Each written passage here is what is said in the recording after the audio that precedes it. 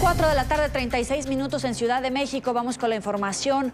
Crece la preocupación por el paradero de 3 estudiantes desaparecidos desde el pasado 19 de marzo en el municipio de Tonalá. Esto es en el estado de Jalisco. Los jóvenes identificados como Salomón Aceves Gastelum, de 25 años, Daniel Díaz, de 20 años, y Marco Ábalos, de la misma edad, fueron privados de la libertad por un grupo de hombres armados que se identificaron como miembros de la Fiscalía Estatal. A estos plagios se sumaron las desapariciones de otros 2 estudiantes de la misma ciudad, uno de ellos César Ulises Arellano, de 18 años, que fue hallado muerto por las autoridades, que reportaron el caso como un suicidio. Y ciudadanos han salido a las calles para exigir la pronta liberación de los jóvenes. Familiares de los desaparecidos y organizaciones no gubernamentales han pedido que los casos se investiguen como desapariciones forzadas.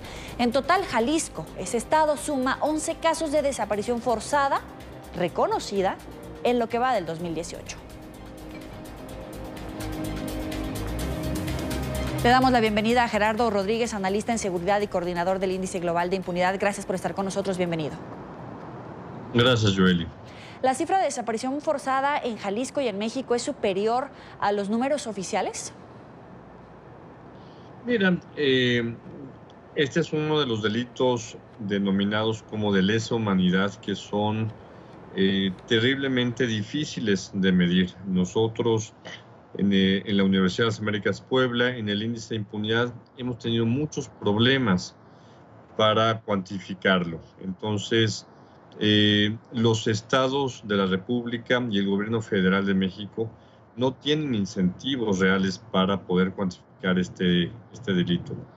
Pero es una realidad en los últimos 5 años en México, no solamente en el estado de Jalisco, sino en otros estados como Guerrero, Michoacán, Veracruz, Tamaulipas y el Estado de México.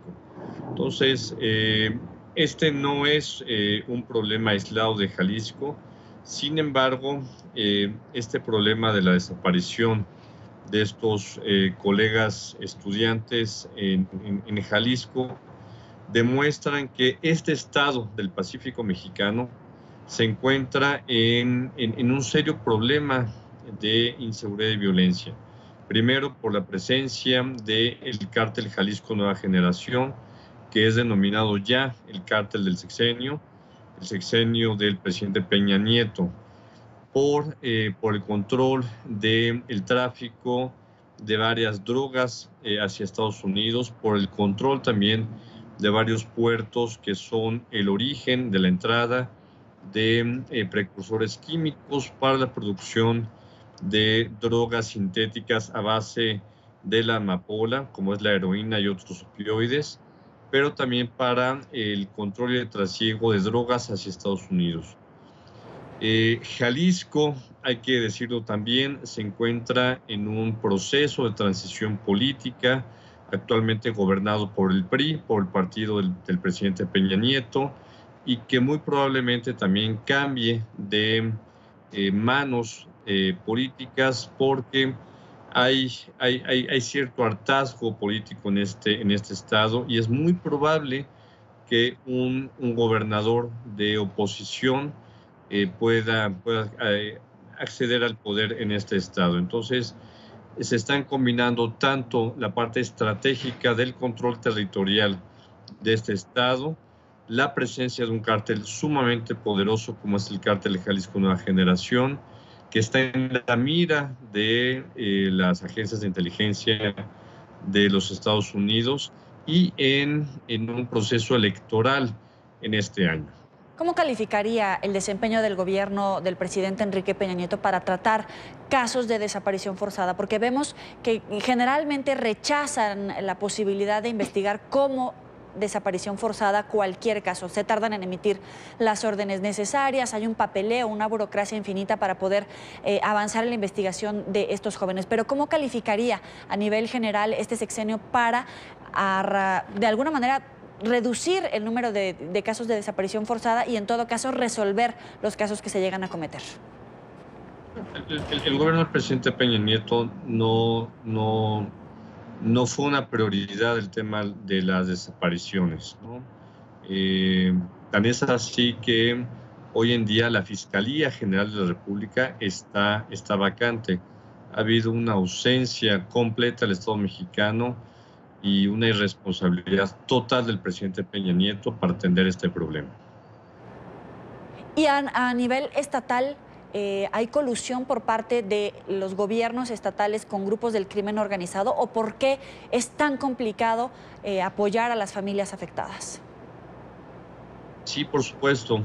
Los gobiernos estatales están completamente rebasados, no han querido invertir en agencias profesionales para la investigación de este tipo de delitos.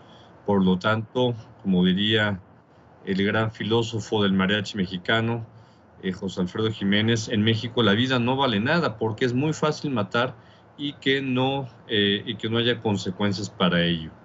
Por eso es que gobiernos como Jalisco, como Michoacán, como Guerrero, Tamaulipas, Estado de México, Veracruz, Oaxaca, han sido terriblemente omisos en castigar este tipo de asesinatos, este tipo de acciones masivas de desapariciones forzadas, en las cuales también ha habido, no en todos los casos, pero también ha habido presencia de autoridades estatales.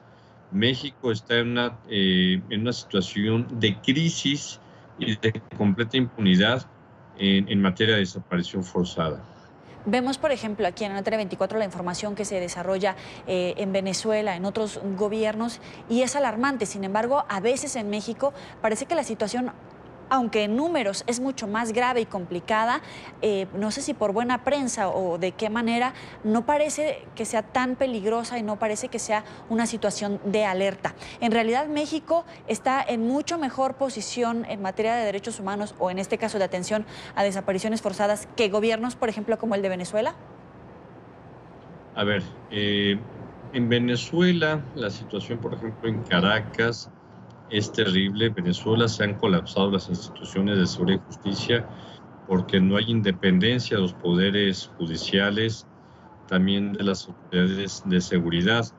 Colombia, estamos en una transición de una guerra, un proceso de paz, y lo terrible en México es que no se quiere reconocer que sí estamos, como lo diría el presidente Felipe Calderón, en un momento de guerra contra varias organizaciones de la delincuencia organizada en varios territorios del país. El tema es muy similar al caso de Colombia, donde los gobiernos o las autoridades están siendo rebasadas por gobiernos paralelos que imponen su autoridad, su justicia y no llegan, y no llega el Estado para proveer estos servicios públicos. Entonces, eh, México sí mantiene una buena política de comunicación. Esa ha sido la estrategia del presidente Enrique Peña Nieto, de tapar los problemas de seguridad con una, no digamos buena estrategia de comunicación política, pero la realidad habla por sí misma, ¿no? Agradecemos a Gerardo Rodríguez, analista en seguridad y coordinador del Índice Global de Impunidad. Gracias por estar con nosotros en la tarde. Muchas gracias, Joely. Saludos.